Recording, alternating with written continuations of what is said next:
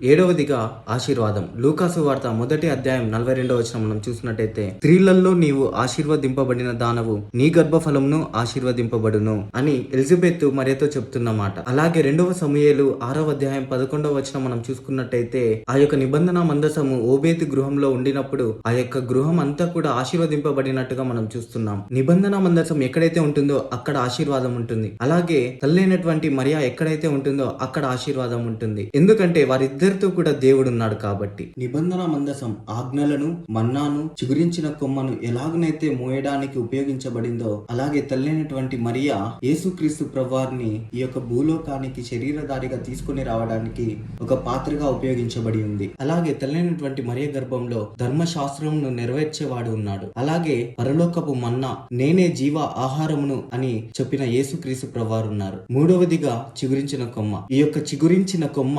పునరుద్ధానానికి సాదృశ్యంగా ఉంటుంది. యేసుక్రీస్తు ప్రభువారు పునరుద్ధానం చెందారు.